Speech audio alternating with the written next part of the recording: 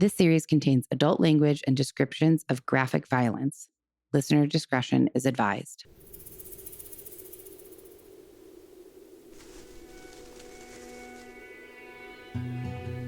Hi, guys. Hello. This is Death by Southwest. I do have true crime for you, and I'll publish it either after this or first thing tomorrow morning. Sometimes publishing two, it doesn't matter. But sometimes publishing two podcasts back to back can affect people's ability to find it or something, I've been told. I don't know if that's actually true. Not that many people are finding this anyways, so I probably shouldn't care about that. But hello. Happy Tuesday. I am here to talk about something that, well, I'm going to talk about before I lose my nerve to talk about. I debated talking about this. I did talk about it and share this on Patreon this morning, and I was like, well, Patreon are my people. I feel like they get me, they accept me and understand me and don't judge me, you know, pretty much, period, which is wonderful. Uh, and then I just got back from the doctor, and I don't know, it gave me some motivation to talk about this. But I want to say at the top of this could be very dividing for people. It could be upsetting for people. There's a very good chance that you won't like me anymore if you ever did, if you disagree with my actions or opinions on this. It's a tough topic for some people, and that's a chance I guess I'm willing to take. I went from never talking about anything political or controversial on here to now 2 weeks in a row. I'm just putting it out there, but that's how I'm kind of feeling lately. Like, this is me, and these are my opinions a little bit. Take it or leave it. And most of the time, I do make an effort when I'm telling a true crime story not to put my opinions on controversial topics in there, because that story is not about me at all. So my opinions don't matter much. And so I've tried to do a better job of leaving them out of that. But that's why I'm making this a separate episode from this week's true crime episode. So I woke up this morning and I was supposed to get my period on Friday. I think I recorded on Friday or recorded whatever the last like long personal rant that I put out was. And I got emotional. And I think I said, I'm supposed to get my period, guys. I was. I didn't. And I didn't this weekend and I didn't yesterday. And so this morning I happened to have a pregnancy test laying around and I thought, meh, I'll take it. I'm way too old. We are careful. I track my period and ovulation, and we are careful because we don't want kids. Well, either we weren't careful enough, or I don't know, Mark has like super demon sperm, something.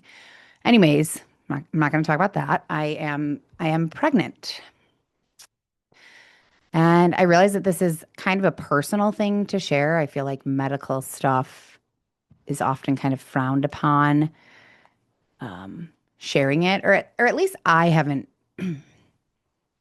Look, I've shared just about everything on here. I certainly share more on Patreon, but I do share quite a bit on the regular podcast, probably more than any true crime podcast host should.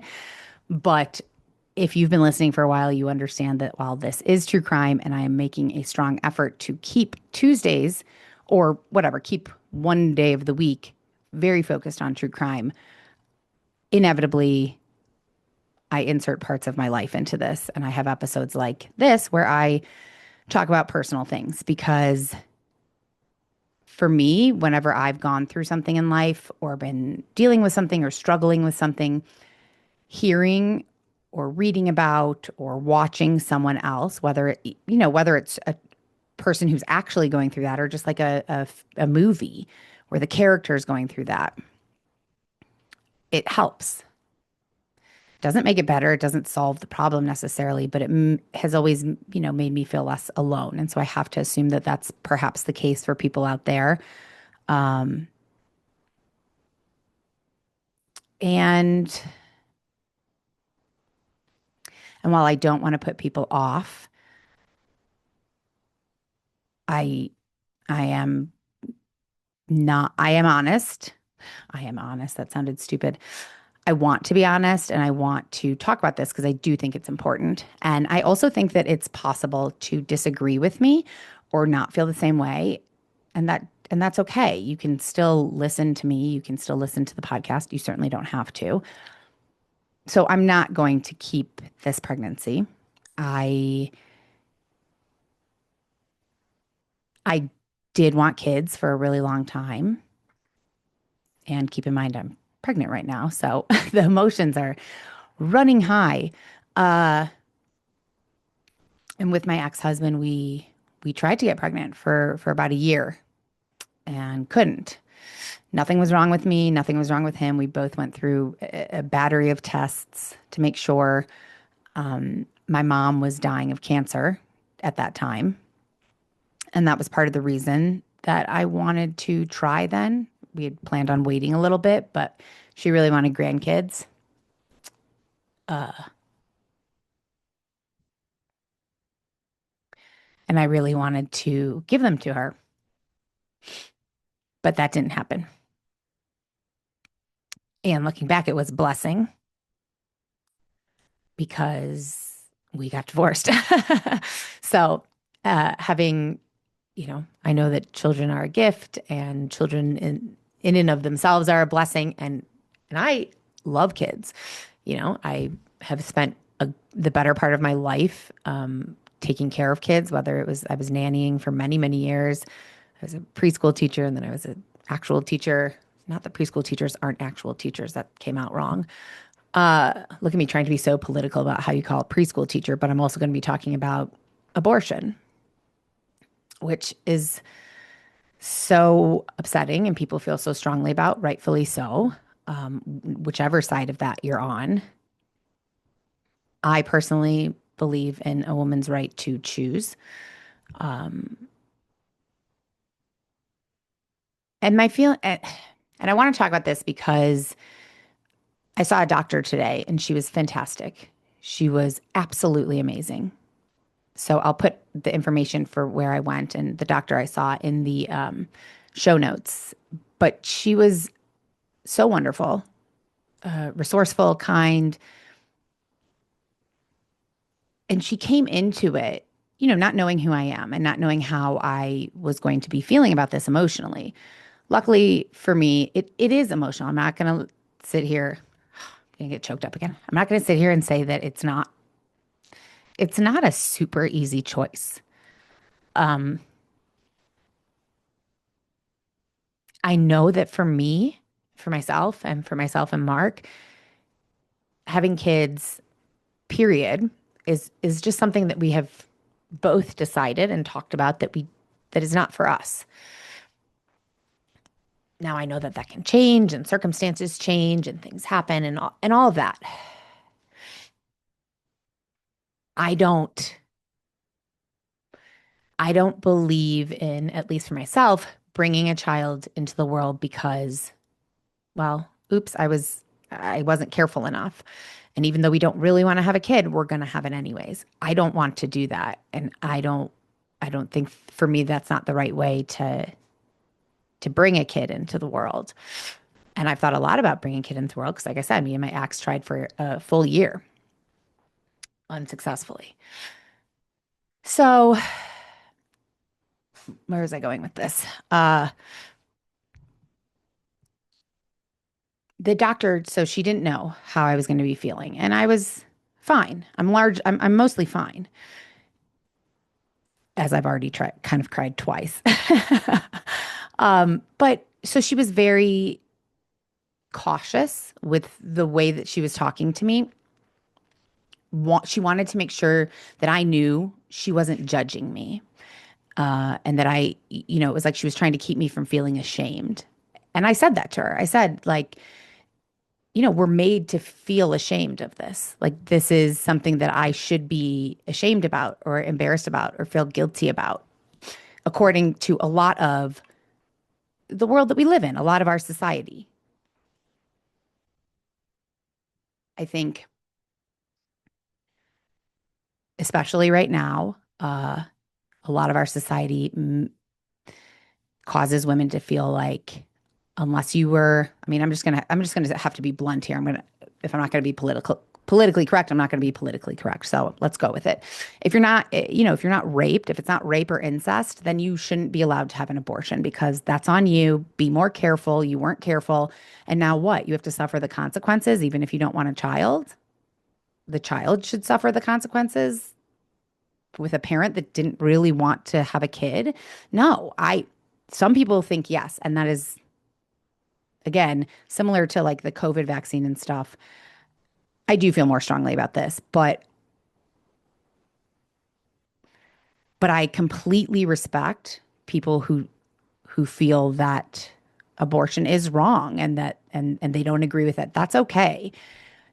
That is not how I feel. And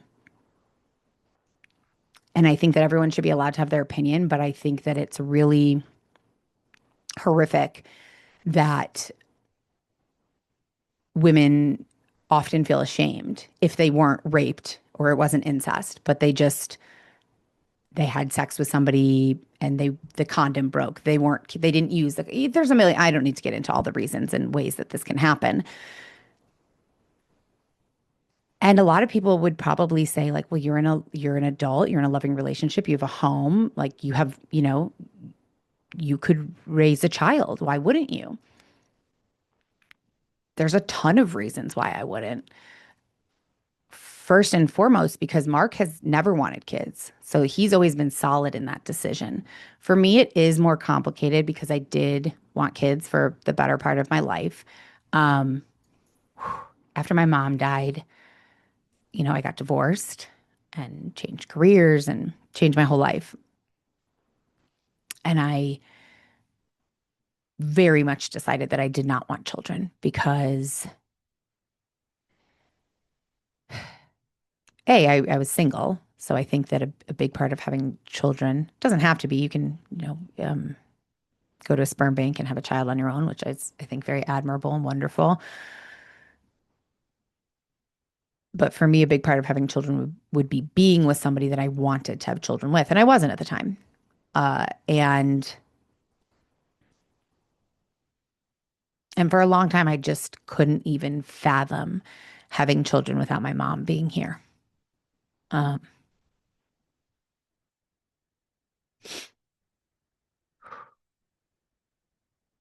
the other day, cleaning out, I talked about how much I purged and cleaned stuff out, and I came across this bin with this bag of baby clothes that my mom had left for me and left one for my sister before she died, so that if either of us had kids, we would have something to give them that she had picked out for them.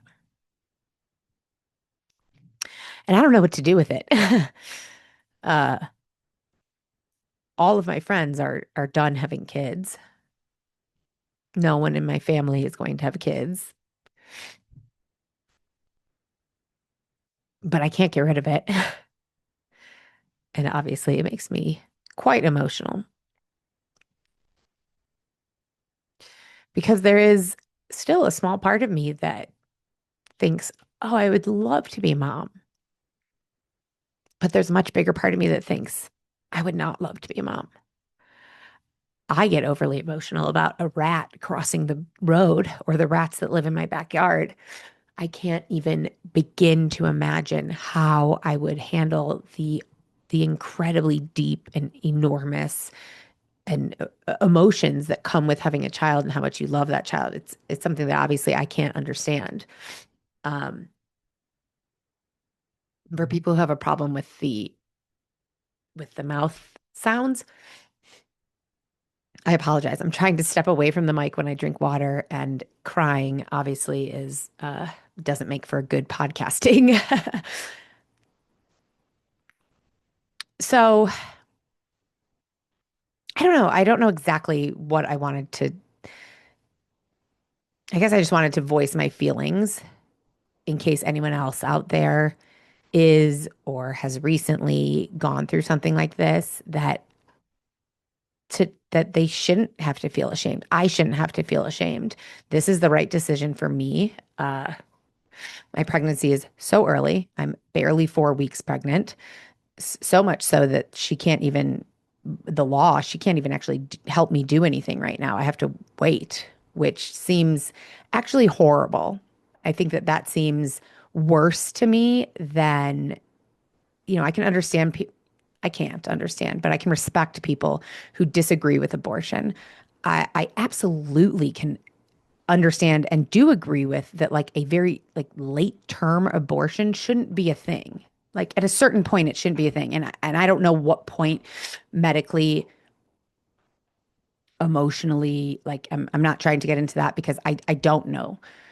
I'm not well educated enough on that. However, yes, absolutely at a certain point it shouldn't be permitted. This is at the point that I'm at, it should. It's very, very, very early, but it's not. The law says that she has to see something on an ultrasound in order to like has to see a specific thing, like a sac of something. So she can tell I'm pregnant, but she can't see that sac, so she can't do anything to help me right now. And, I can just hear, and this is maybe my like recent negative intrusive thoughts that are coming up, but I can hear people being like, well, you could have it. And there's so many people who want children who can't have them. Yeah, that is true. And that is tragic. I can't imagine the pain that that must feel, really wanting to have your own children and not being able to, or just have children and not being able to. But there are tons of children who need homes, tons.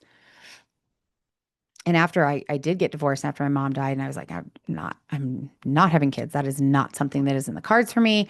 I did always think, well, maybe I'll adopt though at some point, like later in life, I'll adopt because I love kids and there are so many kids who need a good, safe, loving home. And I would I would love to do that at some point, perhaps.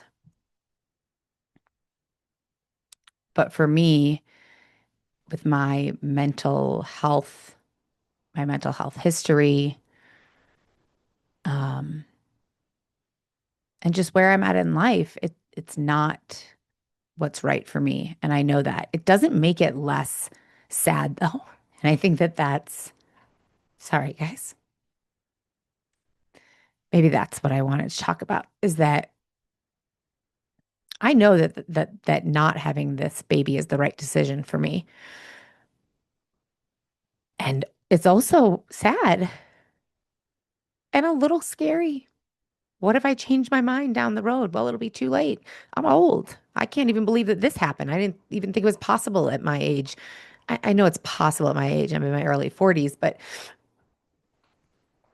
I thought it was pretty unlikely, especially because I'm pretty careful.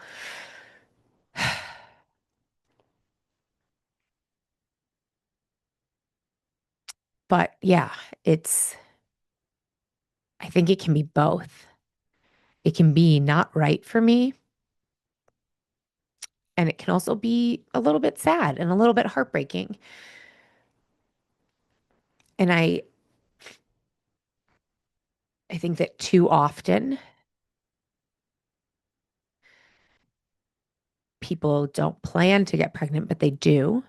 And maybe they don't really want kids, but they're pregnant. And then at least for me, it's really easy to like kind of romanticize it. What you see in the movies, the good parts I've seen of having kids or being a nanny when I was a nanny to this infant and a 2-year old and a 4-year old all at once. And it was a lot, but I got to go home at the end of the night and sit in a nice quiet house by myself.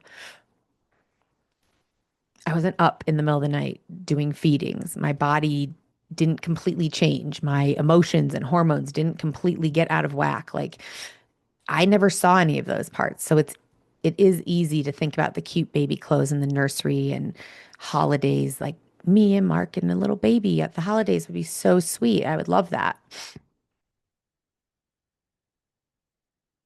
But there's so much more that goes into it. And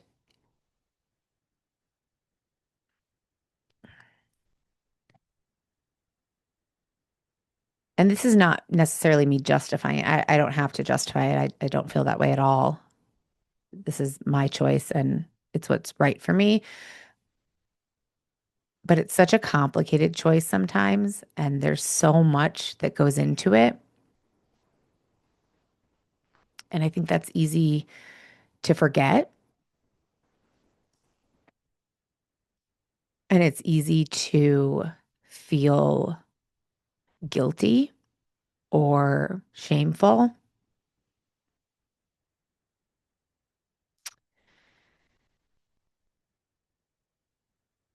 And and I shouldn't. I don't want to feel that way, and I don't want anyone else to feel that way.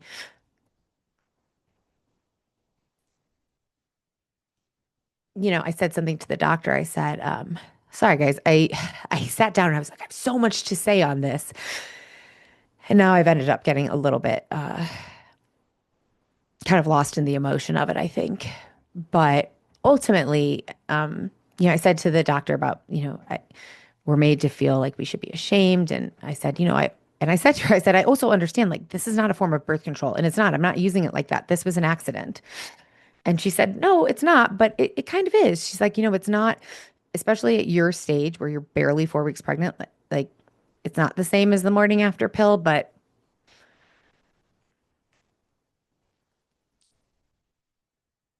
it's not worlds away. Now, I mean, again, my personal opinion, I feel like I have to say that 1,000 times, which is probably so irritating. But no, should an abortion be birth control? No. Should you be able to go, month after month getting an abortion? No. I don't even know if you are allowed to do that, but I would hope not. Birth control is birth control. I personally I mean, again, overshare. Here we go. I was on birth control for the better part of my life until my mom died of liver cancer, not from drinking, from hepatitis C. She had hepatitis C most of her life. I don't know. I don't even know if she knows how she contracted it, but like when she was in her 20s, I believe. And there was never a treatment for it. So she never did anything about it. And a lot wasn't known about it. So she never treated it. And then it gave her cancer. Prior to that, several years prior to that, she had breast cancer. And it was what they called estrogen induced breast cancer. And we saw, oh gosh, we saw so many different doctors. And I wasn't even living in Tucson. I was living in Atlanta at the time, but I came home for long stretches. And so just when I was home, we saw lots of doctors. I can't even imagine the rest of the time. But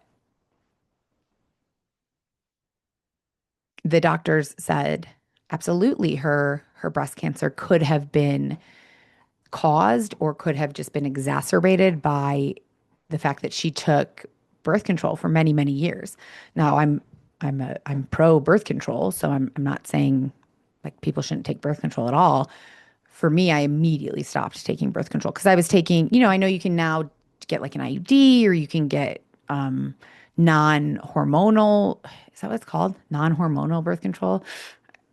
So yeah, yeah.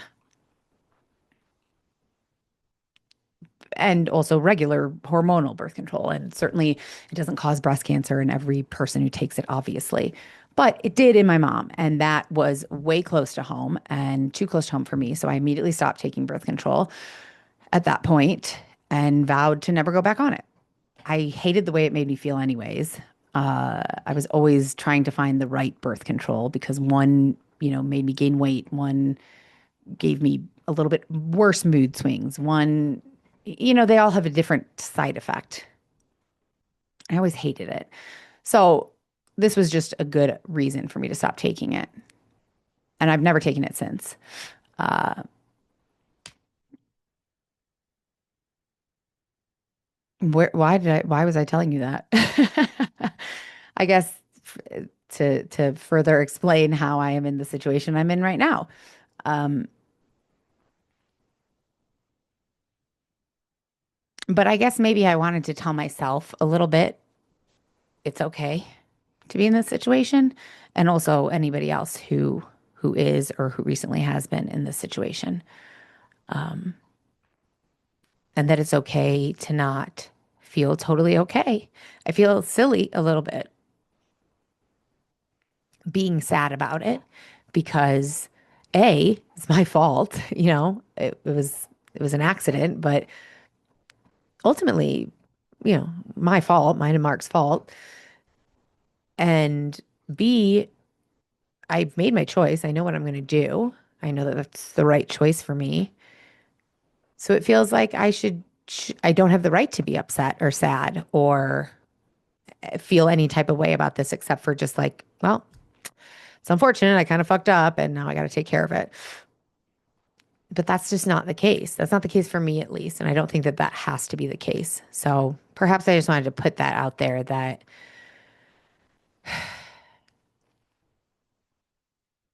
life is hard sometimes. Um, I got a great comment. First of all, I'm not going to say all the wonderful comments that I've received on Patreon because you guys know Patreon, if you're listening, that I absolutely love you and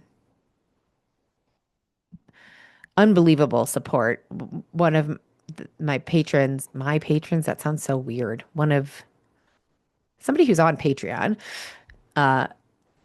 left a comment last week after that Friday episode I put out, the public episode I put out, where I talked about like my weird animal stuff and how it's kind of starting to become a burden in my life. And she had a really interesting and really insightful take on why that might be happening, which I'm going to talk about with my therapist this week. And it's just, I just am so grateful for the support of this show, but for the support of me, really, honestly. And then I got this comment on YouTube that I just love. It says, "Oh, bless. Sounds like you're in a dip. Hang on in there." From someone who's on the other side of the big M, I assume menopause, it's okay. It's okay to be pissed off with things. To be honest, it's nothing to do with menopause. Perhaps age gives us the experience to bravely voice our views. Don't be sad. You sound like a wonderful, talented, caring human being, and I do enjoy your podcasts, even when you were having a moment pouring out your heart. I was pottering in the garden when I listened to this one and just wanted to share a pot of tea and say, you know what? Shit happens, but you will be fine. I'm a Brit and don't do therapy like you Americans. Just dust yourself off, deep breath. Things really will work out. And in the meantime, procrastinating, wardrobe cleansing, etc. is cool. Whatever works for you. Sorry for sniffling into the microphone there. So thank you. The name is Andy Truman is the YouTube name of the person who left that. So thank you for leaving that because it made me smile, it made me laugh, and this stupid $15 watch from Amazon rings. I have to figure out how to turn that off. I literally can't. Uh, anyways, it's a good reminder that shit happens, everything will be fine. It's a reminder that I think we all need to hear sometimes, and certainly one that I need to hear because this morning, honestly, I took that test and I thought, there's no way. I'm old. Mark is old. We were not trying. We were actively not trying. And and there you go. And so there really I just had to laugh at first.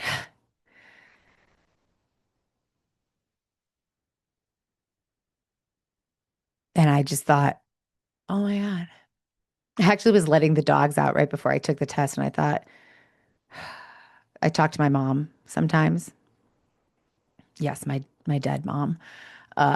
And I said, Mom, please don't let me be pregnant. Please make sure I'm not pregnant. Like that would just be the cherry on top of this kind of shit show of a moment that I'm having in life right now. And, again, oh, woe is me.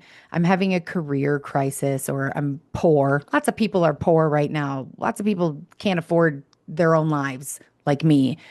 Like, you know, I I'm not invalidating how I feel right now, but I also want to be clear that like I understand it's not the end of the world. I didn't just find out that I'm dying.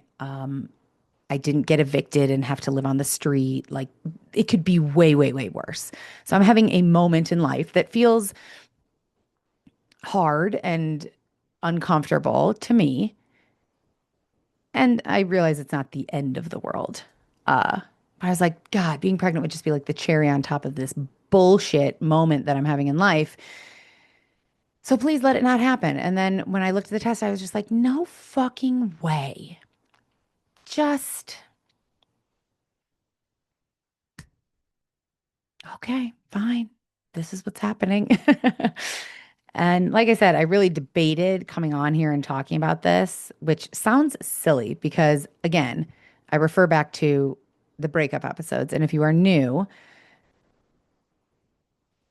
well, they're only on Patreon now because Mark was uncomfortable with them. But when he broke up with me, I took to the microphone like every night and just sobbed and tried to work through that breakup with my microphone and with you guys. They were very personal. So I don't know why I debated sharing this, but I did. I don't think I said everything that I wanted to say. I certainly didn't say it in the most eloquent way, but I wanted to put it out there. And maybe someone else is experiencing this and will feel better because of hearing me putter through trying to talk about it. And if it has completely offended you, I do apologize. Not from the decision I've made, but I don't ever want to offend anyone. And yeah, I probably have a lot more that I could say on this, but I feel a bit emotionally spent at the moment. And I don't know. I guess I would. Part of me wants to say I would love to hear your thoughts, and then part of me feels like, nah, maybe this is something that I don't need anyone's thoughts on because it's already it's already hard enough for me. Um, and I am, comfortable in my opinion and decision and choices.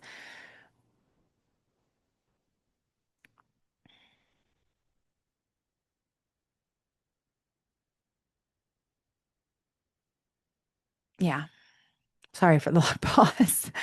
Trying to collect my thoughts if there are any more of them in this feeble brain of mine.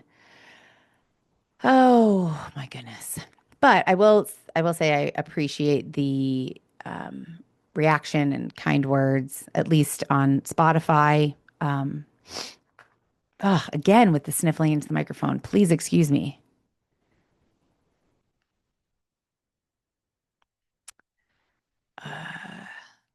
On Spotify, Lee always leaves comments, and I'm so grateful for them. She's so kind. And Tito has left comments as well in the past. Lovely. Both of them have left lovely comments, and these were no different on this episode last week. No bodies, just baggage. Tito said, I love Margot. She's so open and transparent. A lot of us can identify with her. My biggest fear is she will stop podcasting. Did I already fucking read these? No. These were 2 days ago. I couldn't have read these. Oh no, I think I just responded to his comment. God. Guys, I thought I was going into menopause, and instead I found out I'm pregnant. What is happening in the world? And Lee said, Margot, your life matters more than you can imagine. My wish for you is that you stop being so hard on yourself. And just you guys are very encouraging and kind. It's a lovely reminder that there are such kind people out there. and that we are not all that different. Because sometimes I get on here and I start talking and I think, what the fuck am I talking about?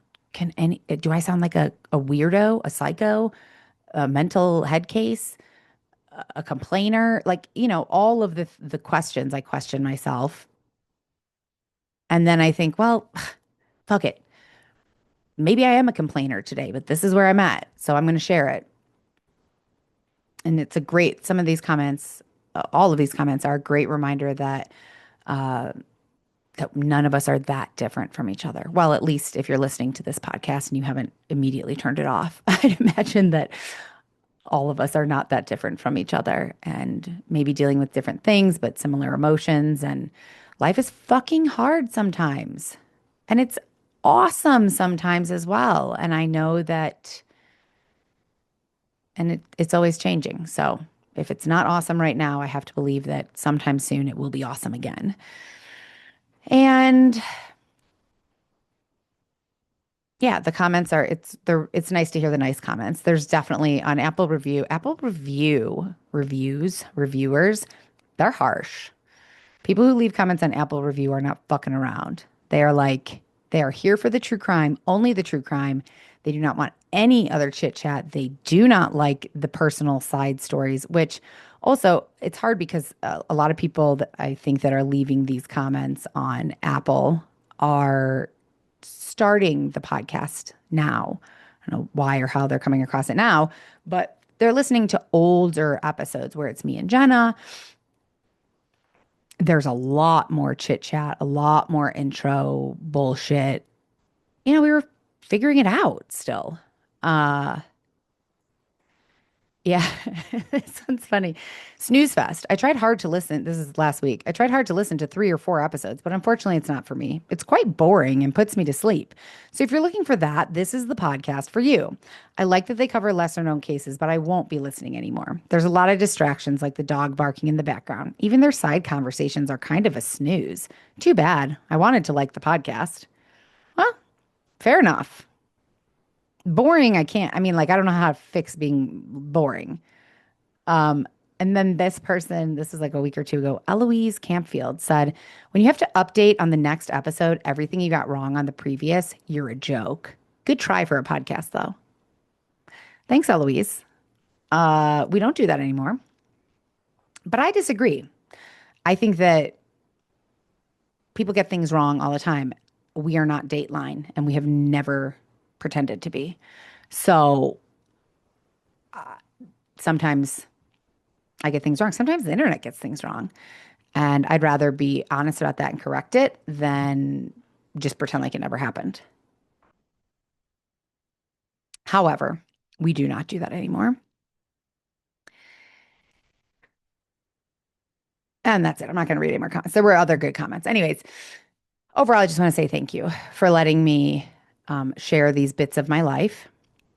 Like I said, I did record a true crime episode. So I will either put that out right after I put this out or I will put it out first thing tomorrow.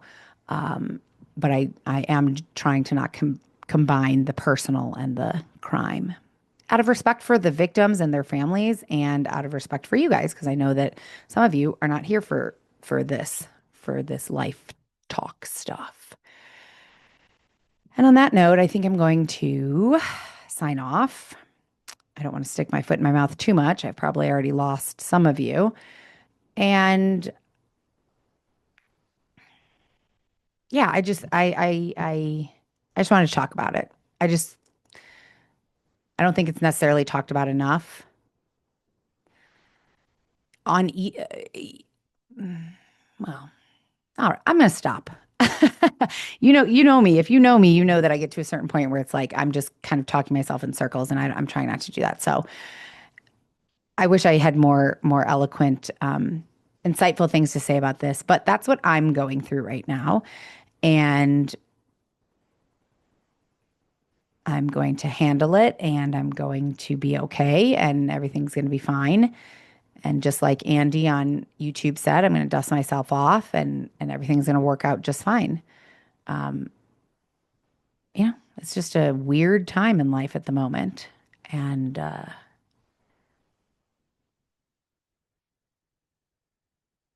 And hopefully it's not for you. It's a weird time for me right now. But I hope that you, whoever you are that's listening, are having a great time in life right now. It's summer and we're alive. So that should be enough to celebrate a great time. Okay. Yeah, I'm done. Love you guys so much. Thank you for listening to my life update. That's it. Okay. Bye. Love you. Bye. Death by Southwest is hosted by Jenna Schneider and Margot Carmichael. Executive produced by Margot Carmichael. Produced by Jenna Schneider. Audio editing and sound design by Margot Carmichael. Music by Soundstripe. And a special thanks to Edward R. Murrow for letting us borrow his famous sign-off phrase, good night and good luck.